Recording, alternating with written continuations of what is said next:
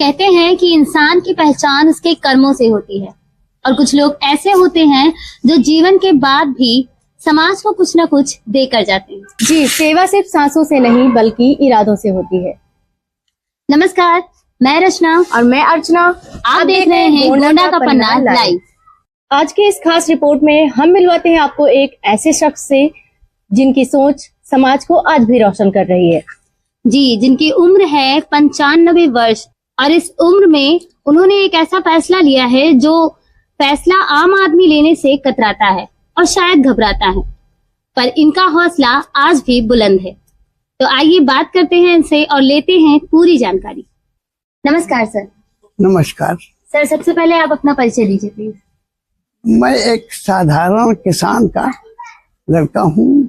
जी, बलरामपुर से high school पास करने के बाद मुझे कानपुर भेज दिया गया। वहाँ से इंटर और ग्रेजुएशन की शिक्षा दिलाई गई। जी, उसी साल ही मुझे रेलवे में गार्ड के पद पे सिलेक्शन हो गया मेरा, तो मैं जॉब में आ गया। जॉब मैंने 38 बरस रेलवे में एज ए गार्ड काम किया। जी, रिटायरमेंट के बाद 35वां साल है जो मैं पेंशन ले रहा हूँ। जी, और मेरी धर्मपत्नी जो कि 89 कंप्लीट कर रही है, मैं 95 कंप्लीट कर रहा हूँ और अभी वो मेरे साथ हैं। और मैंने अपना मृत्यु के पश्चात देह दान भी दे रखा है राजश्री दशरथ शिक्षा महाविद्यालय अयोध्या। जी। तो आज हम इसी विषय में आपसे बात करने वाले हैं कि आपने ये जो बॉडी डोनेशन का फैसला लिया है उसके बारे में आपसे पूरी जानकारी हम लेने वाले हैं। तो आपके परिवार में कौन कौन है? मेरे परिवार में मेरी पत्नी है जी, और मेरा लड़का है एक। 5 लड़कियां हैं जो ऑलरेडी मैरिड हैं, अपने अपने घरों में हैं। और मैं और मेरा लड़का और मेरी पत्नी, हम 3 लोग यहाँ रहते हैं। सर, आपसे ये हम जानना चाहेंगे कि आपने बॉडी डोनेट करने की जब बात घर में रखी तो घर वालों की क्या प्रतिक्रिया रही उसके प्रति? दरअसल में ये काम पूछ के करने वाला नहीं है। कौन कहेगा कि जाइए आप वहाँ बकरे की तरह टांगे जाइए और फिर आपकी खाल नीचे उतारी जाए, ये कोई घर वाला नहीं करेगा। लेकिन ये सेल्फ डिसीजन है, नंबर 1। नंबर 2, इससे भी अहम एक मसला मेरे सामने है कि जब मैं BNSG इंटर कॉलेज कानपुर में पढ़ता था तो मेरे पिताजी साधारण किसान, अपने खेतों में ही मजदूरी करके वो मुझे पढ़ाने वाले, वो मुझे पोस्ट कार्ड पर चिट्ठी लिखते थे। तब लिखते थे कुल दीपक श्याम जी शुभ आशीर्वाद। जी। जब मैं 80 साल का हो गया तो मेरे दिमाग में ये विचार कौनने लगा कि मेरे पिताजी मुझे कुलदीपक वो कहते थे। कुलदीपक का मतलब है खानदान का चिराग। जी। तो मैंने कहा कि मैंने कौन सा काम ऐसा किया है, या तो वो प्रेम में पुत्र प्रेम में मदान थे, या मेरे जीवन में कोई चीज उनको दिखती थी कि इसमें कुछ व्यक्तित्व में भिन्नता है, इसलिए वो लिखते रहे होंगे। तो मैं ढूंढने लगा कि ये कुल दीपक बनने के लिए मैं क्या करूं कि जो मेरे खानदान में किसी ने नहीं किया वो मैं करके दिखा दूं। तो कैसे साक्षी हुआ? उन्हें दिनों मेरे पढ़ने में आया कि ज्योति बसु जो 22-24 साल मुख्यमंत्री थे पश्चिम बंगाल के, उनका लिखना पेपर में था कि पहले उन्होंने नेत्र दान दिया था, लेकिन आगे चलकर उन्होंने पूरी देह दान दे दिया। तो मुझे वो बात कुछ प्रेरणा दे गई और आगे चलकर बहुत ही जल्दी मुझे पता चला, अखबार में मैंने पढ़ा कि नानाजी देशमुख जो कि मेरे पड़ोसी हैं, जयप्रभा ग्राम उन्हीं का दिया हुआ है। जी। तो नानाजी देशमुख की मृत्यु चित्रकूट में हुई। दिल्ली से हेलीकॉप्टर आया और उनकी डेड बॉडी को उठा ले गया केशव भवन पे रखी गई बॉडी दर्शनार्थ, और वहां से वो एम्स चली गई। उन्होंने भी देह दान दे रखा था। जी, तो आप ये मानते हैं कि आपके देह दान करने के ये फैसले का प्रेरणा आपके वो महान पुरुष हैं जिन्हें आप मानते हैं? बात ये है कि जिंदगी में तो सेवा करते ही रहे, जी, मरने के बाद भी अगर कुछ सेवा हो जाए तो वो मेरे लिए और मेरे पिता के लिए वो जो विचार है वो पूरा हो जाएगा। जी, क्या बात। मरने के बाद मेरे देह से दसों डॉक्टर बन के तैयार होंगे। ये आग में जल जाने से और उस काम के करने से तरीका फर्क है।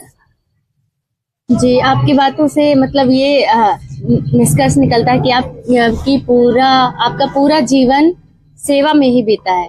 तो हम लोगों ने सुना है कि आप कविताएं भी लिखते हैं। जी, देखिए, वियोगी होगा पहला कवि, आह से निकली होगी गान। किसी भी व्यक्ति का कवि होना पहली शर्त है कि वो दुखी जरूर हो, या आज न हो तो रहा हो, या आने वाला हो। बहरहाल दुख से संबंधित व्यक्ति ही कविताएं कर सकता है। जी, तो या फिर वो कविताएं जो मजाकिया हैं, जिनका कोई मूल्य नहीं, हंसो हंसाओ, वो तो चाहे जहां बैठ के गाओ। तो ऐसी हालत में मैंने कुछ कविताएं लिखी, काफी लिखी हैं। उसमें से मैं कुछ आपको सुनाने बिल्कुल। सर, आपने जिंदगी का इतना बड़ा फैसला लिया है, तो जिंदगी पर ही 4 लाइनें प्लीज व्यक्त कीजिए। देखिए, लोग आमतौर से कहते हैं कि जिंदगी तो 4 दिन की है। जी, 4 दिन की जिंदगी का ही एक कहावत है। तो मैंने इस 4 गिनती को जो है इसको डिफरेंशिएट किया है कि 1 क्या है, 2 क्या है, 3 क्या है, 4 क्या है। खाली 4 दिन की जिंदगी कह देने से मैं नहीं संतुष्ट हुआ, तो मैंने लिखा कि 1 जन्मदिन, 1 मृत्यु दिन, 1 दिन का संसार। 1 जन्मदिन, 1 मृत्यु दिन, 1 दिन का संसार। 1 दिन मेरे प्रभु को दीजिए, 1 दिन मेरे प्रभु को दीजिए, जो है पालनहार। बचाओ प्यारे जीवन के ये दिन 4, संभालो प्यारे जीवन के ये दिन 4।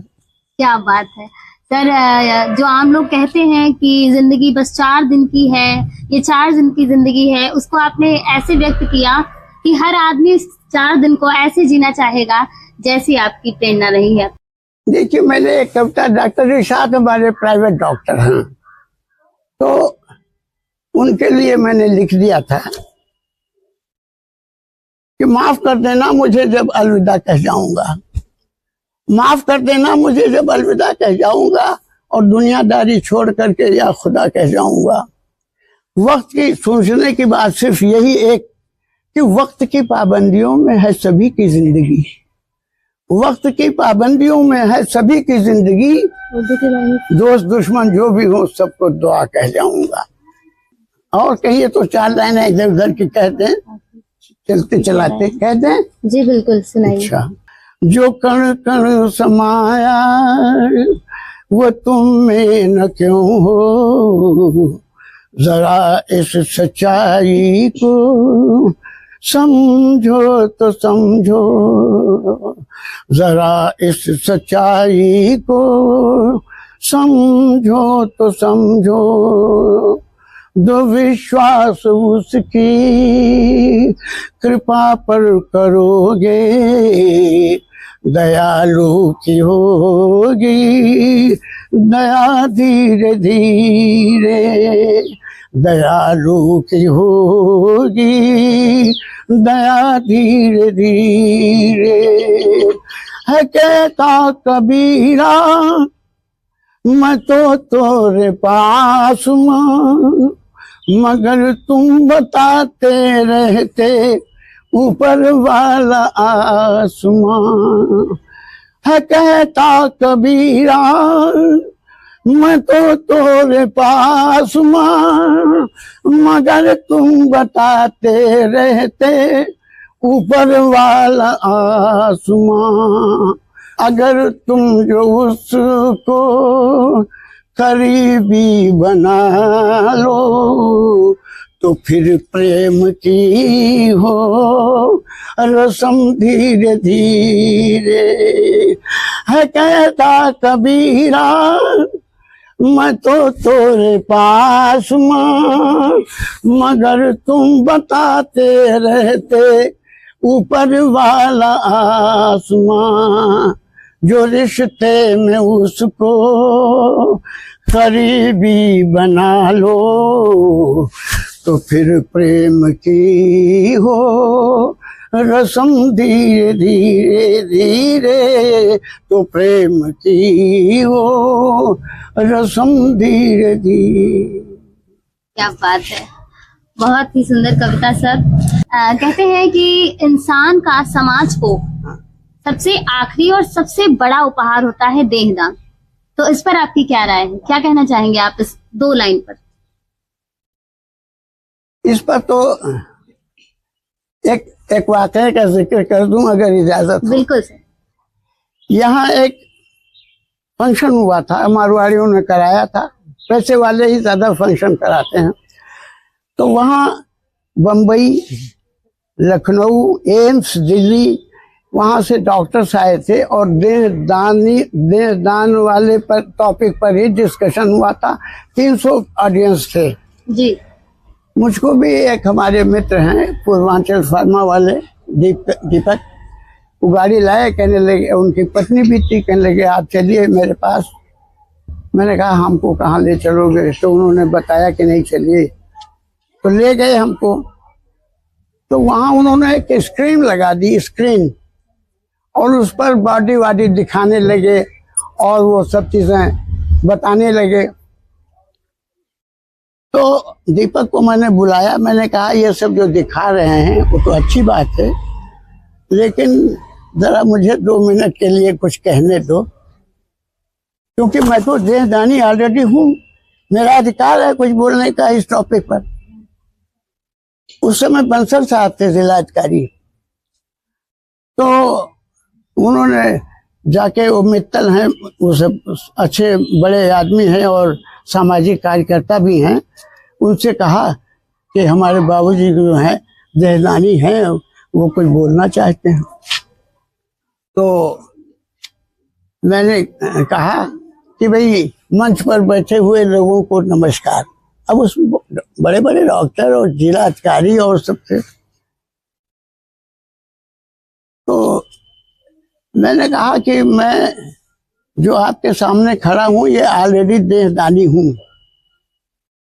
और ये फंक्शन आपका टोटल देहदान के ऊपर ही आधारित है, तो मुझे बोलने के लिए कुछ समय दीजिए। उन्होंने कहा ठीक है। मैंने कहा आप लोगों से मेरा ये प्रश्न है कि ये स्क्रीन जो लगाए हुए हैं, ये तो वो सब दिखा रहा है जो किसी MBBS छात्र को दिखाना चाहिए। यहाँ आप दान देने की जिज्ञासा लेकर के आए हैं कि लोगों के अंदर ये मतलब ऊर्जा उत्पन्न हो कि हमको दान देना चाहिए, तो उस पर तो आप लोग कुछ बोलते नहीं। दूसरी बात, मैं ये देखता हूँ कि मिडिल क्लास का आदमी ही बकरे की तरह टांगने के लिए एनाटॉमी विभाग ले जाया जाता है। ये बड़े लोग क्यों नहीं दान देते? न कोई डॉक्टर देता है, न कोई जिला अधिकारी देता है, न कोई अफसर देता है, न कोई धनी माल अमीर आदमी देता है। ये सब मिडिल क्लास का आदमी वहां जाके लटका दिया जाता है और टेबल पर लटा के सब चीज चाट के बराबर कर देते हैं। उसी की कुर्बानी के लिए ये क्लास लगा हुआ है क्या? तो और मैंने कहा कि मैंने पढ़ा अखबार में कि एक मोहम्मदन डॉक्टर कानपुर में रिटायरमेंट के बाद उसने देहदान देने का फॉर्म भरा। सारे उलमा हिंदुस्तान के दाढ़ी फटकारने लगे कि ये हमारे कुरान में नहीं है। तो मैं आप सबसे पूछता हूँ कि जब वो कुरान में देह दान नहीं दे सकते तो MBBS करने का मौका उनको क्यों दिया जाता है? तब मर्शल ने जो है उनको बुलाया अपने असिस्टेंट को और कहा कि बाबा को हटा दो। तो वो आया और उसने कहा कि बाबा जी टाइम खत्म। मैंने कहा वो बंसल साहब ने जो कहा है ना वो मैंने सुना है, धन्यवाद हमारे प्रिय जिला अधिकारी साहब। और आपसे बताते हैं वहाँ चाय पानी नाश्ते का था, उसमें अरे 50 लोगों ने आकर के स्त्री और पुरुष हमारा पैर छुआ उन्होंने और कहा कि ये शब्द, और इस मंच पर इन अधिकारियों के सामने किसी की हिम्मत है कहने की? मैंने कहा मेरी है, क्योंकि मैं तो ऑलरेडी तहदानी हूँ, उससे बड़ी सजा कोई ये लोग लेने को तैयार ही नहीं है। और मैंने कहा एक काम और कीजिए, बड़ा मेहरबानी हाथ उठवा लीजिए कितने लोगों ने फॉर्म भरने के लिए ये आपका संदेश सुन करके और प्रतिज्ञा किया है। एक हाथ उठ जाएगा तो मैं दूसरे जन्म को भी दान दे दूंगा। तो कहीं बंसल फिर बुलाए लो, कहा बाबा को हटाओ। तब जब चाय पानी हो गई और सबने कहा कि ये बात तो कोई कह ही नहीं सकता, तो जब बंसल हमारी भी गाड़ी निकल रही थी और बंसल साहब की भी निकल रही थी, तो भाई वो तो अधिकारी थे, वो दबाव बना रहे थे, तो हमने कहा जाइए धन्यवाद छुट्टी दिला दिया आपने। तो ये मैंने देह दान के सिलसिले में आपको बताया कि देखिए जिंदगी भर मालगाड़ी ढोया जब तक, तो महाजनों का काम किया जी। इसके बाद पैसेंजर ढोया, तो छोटे बड़े स्टेशनों पर सबकी सेवा हुई। इसके बाद मेल एक्सप्रेस चले तो बड़े बड़े लोगों की, और उस हिसाब से वो सेवा किया। तो और मालगाड़ी में जितना लोग व्रत की बात करते हैं कि ये व्रत रहो वो व्रत रहो, मालगाड़ी मैंने की 16 साल। मनकापुर 4 बजे शाम को आते थे और गोंडा यार्ड में 4 बजे सवेरे आते थे। वही बरुआ तक मोतीगंज में सारी रात बीत जाती थी, चाय वहीं की पी हुई बस। तो वो भी व्रत भी तो मैंने बहुत रखे 16 बरस, उसकी हमको क्या जरूरत है। और सेवा, डायरेक्ट सेवा किया, गरीबों को, अमीरों को, अपंगों को जहां जाना चाहते वहां पहुंचा दिया, और खुद उनसे कुछ लिया नहीं, अपने घर चले आए। तो हमने तो सेवा वहां किया। अब हम इस बात के लिए उच्छृंखल थे कि ये मेरे पिता ने हमको कुल दीपक क्यों लिखा।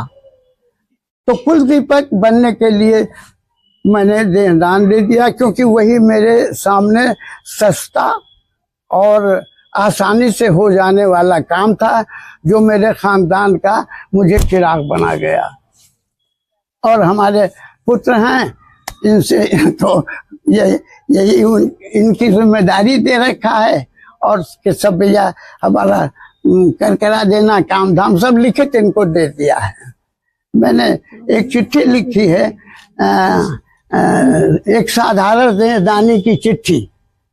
तो जब बहुत इतना है तो वो सब जब वक्त आएगा, अभी तो लोग कहते हैं, डॉक्टर राव ने कहा कि आपको हम 100 साल तक जिंदा रखेंगे। तो हमने कहा कि माफ कीजिएगा, आप अपना भी कुछ ख्याल रखिएगा। तो कहने लगे कि अरे आपका आशीर्वाद चाहिए। तो मैंने कहा आशीर्वाद तो आपको दे ही दिया, तो ये डॉक्टर को ही दिया है बॉडी ना डोनेट करके। तब उन्होंने कहा, पैर पे मेरे हाथ धर के कहा कि आप महान हैं। मैंने कहा परखने वाला शायद हमसे भी बड़ा महान है। सर, जैसा कि हम लोगों ने सुना है कि आपके विषयों में उर्दू सम्मिलित था, तो आपकी उसमें कितनी रुचि थी, ये हम लोग को जरूर बताइए। दरअसल पहले नौकरी जो है बिना उर्दू पढ़े किसी को मिलती नहीं थी। आम आदमी को अंग्रेजी पढ़ो, अंग्रेजी सब पढ़ नहीं पाते थे, उसकी ग्रामर बहुत मुश्किल है। तो क्योंकि आप देखें कि अंग्रेजी में PUT पुट और BUT बट तो उसका कोई मीज़ान नहीं बनता, इसलिए अंग्रेजी बहुत कठिन है। तो उर्दू पढ़ो और कचहरी में नौकरी करो। अभी तक उर्दू की जबान कचहरी में है। उर्दू इसीलिए पढ़ा कि नौकरी करना था, तो इसलिए उर्दू असली जबान थी। हिंदी तो इंटरमीडिएट जब मैं पहुंचे तब हिंदी का युग आ गया, तो एलिमेंट्री हिंदू पढ़ाया और फिर ग्रेजुएशन में हिंदी साहित्य ले लिया। जी। तो हमारे जो आदरणीय KP भटनागर साहब थे, उन्होंने प्रिंसिपल, उन्होंने कहा कि ऐसा हो नहीं सकता, जो लड़का हाई स्कूल में उर्दू पढ़े वो BA में हिंदी साहित्य कैसे पढ़ेगा। तो मैंने उनसे कहा कि मैं अवध का रहने वाला हूँ, मेरे घर में हिंदी साहित्य तो आम आदमी बोलता है, हमें अनुमति दें, हम हिंदी पढ़ेंगे और पास होंगे। तो वो सब हिंदी में आ गए तब। सर, आपने अपने बॉडी डोनेशन के लिए अयोध्या के मेडिकल कॉलेज को ही क्यों चुना? हाँ, ये सवाल आपका बहुत अच्छा है। 2011 में मैंने KGMU में दिया था जी, और 20-21 10 बरस निकल गया और मैं मरा नहीं। तो रिटायरमेंट के बाद 10 साल जीना और कोई रोग नहीं, कोई मतलब डॉक्टर इरशाद तो कहते थे कि मैं आपकी खिदमत कर रहा हूँ, खाली मेंटेन कर रहा हूँ, आपको तो कोई रोग नहीं। आज भी मुझको न ब्लड प्रेशर है, न शुगर है, न हार्ट प्रॉब्लम है, न कुछ है ही नहीं, लेकिन दवा मैं 16 साल से खा रहा हूँ उनकी। तो और सब फ्री करते हैं, ये भी एक क्रेडिट है उनकी। तो वहाँ जब 2011 में किया और 20-21 तक यहाँ मरे नहीं, तो हमने कहा कि अब बड़ा मुश्किल है। तो और ये देखा मैंने कि लोग जब मरते हैं तो बड़ी अन्नपूर्ण परिस्थिति में मरते हैं। रात है, पानी बरस रहा है, आंधी आ रही है, अब रास्ता नहीं सूझ रहा है, ये मरे पड़े हैं। अब इनको कहाँ ले जाएं, क्या करें? तो घर वाले बहुत परेशान हो जाते हैं। तो मैंने दूरी को कम करने के लिए विचार बनाया। मैंने कहा कि देखें, अयोध्या में मेडिकल कॉलेज नया बना है, तो वहाँ शायद मेरी बॉडी पहुँच जाए। फिर मेरी लड़की वहाँ रहती है, उसके जो नंदोई हैं वो 2 भाई बनारस जिला अस्पताल में डॉक्टर हैं, तो वो लोग आते जाते रहते हैं।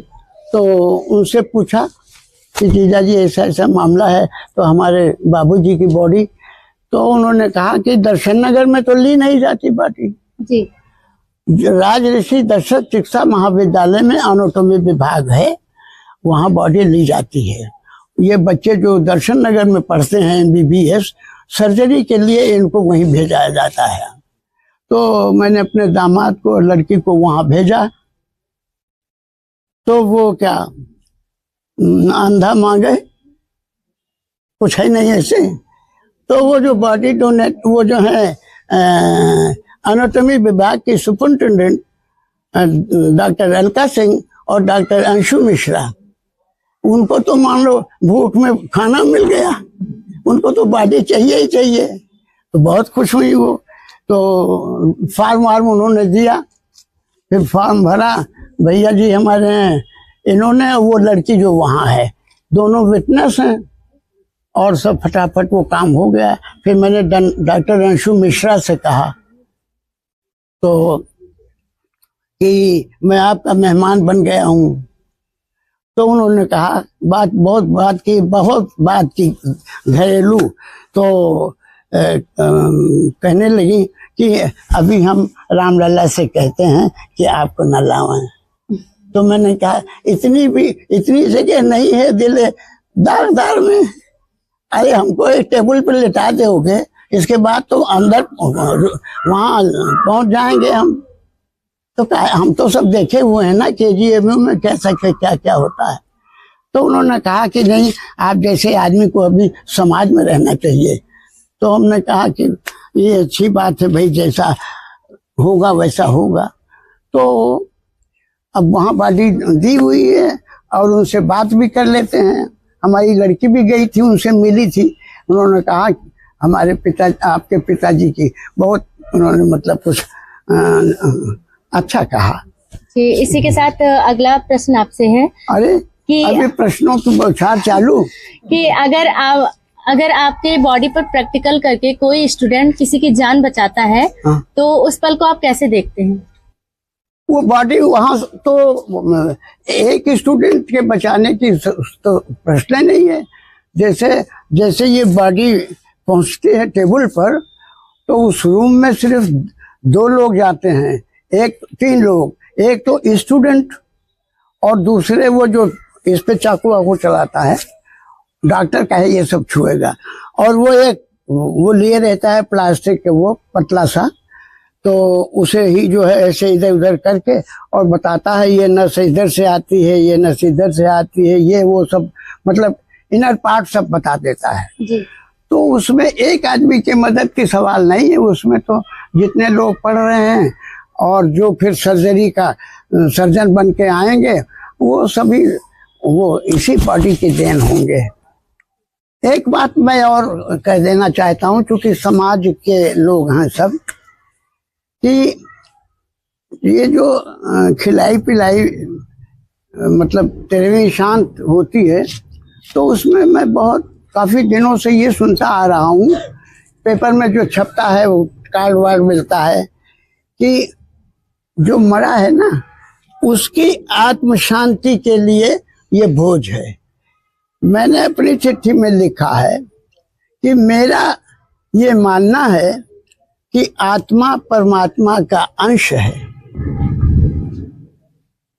आत्मा न कभी वो जो है वो शांत रहती है, अशांत होने का कोई सवाल नहीं है, क्योंकि क्या कभी परमात्मा अशांत हुआ? इस इतिहास में कोई चीज ऐसी हो तो बताओ। तो इसलिए मैंने उस चिट्ठी में लिख के दिया है कि आत्मा की शांति आप क्या करेंगे? आपकी आत्मा तो खुद अशांति है, तो दूसरे की आत्मा जिसका पता ही नहीं आपको कि कहाँ गई, किस झोपड़ी में छुप गई, उसकी शांति के लिए आप क्या करोगे? खिलाओ पिलाओ, आपको शांति मिल जाएगी कि पिता के लिए या हमारे परिजन के लिए हमने ये कार्य किया। और चूंकि शास्त्र कहता है कि किसी को भोजन कराना ये बड़ा उत्तम कार्य है, तो इसीलिए यही रखा ही गया। नहीं तो लोग कहते हैं कि 100 रुपया बांट दो चले जाएं, पर भोजन करो। सर, आपने ये जो फैसला लिया है बॉडी डोनेशन का, हाँ, क्या आप इसका श्रेय किसी खास व्यक्ति को देना चाहेंगे? हाँ, बिल्कुल, तो साझा करें वो हमारे साथ। वो मेरे पूज्य पिताजी, जिन्होंने मुझे अब मैं थकने लगा, जिन्होंने मुझे कुलदीपक का दर्जा देकर पोस्ट कार्ड में लिखना शुरू किया। जब मैं पढ़ रहा था इंटर में, BNSD इंटर कॉलेज कानपुर में, तो जो पत्र आता था तो उसमें यह था कि कुलदीपक श्याम जी शुभ आशीर्वाद। एक बाद तो वही खेत बोएगा है, पानी चलत है, फलाना जमता, अम्मा तो हाथ ठीक है। कुल का खानदान का चिराग बनना जो है मेरे जैसे साधारण व्यक्ति के लिए, इससे अच्छा पुनीत और सामाजिक सेवा और कुछ हो ही नहीं सकती कि मरने के बाद भी डॉक्टर बना रहा हूँ। विचार तो करें इस पर। मेरी जो चिट्ठी है उसमें मैंने यही लिखा है कि क्यों मैंने देह दान दिया है, वो सब यही है।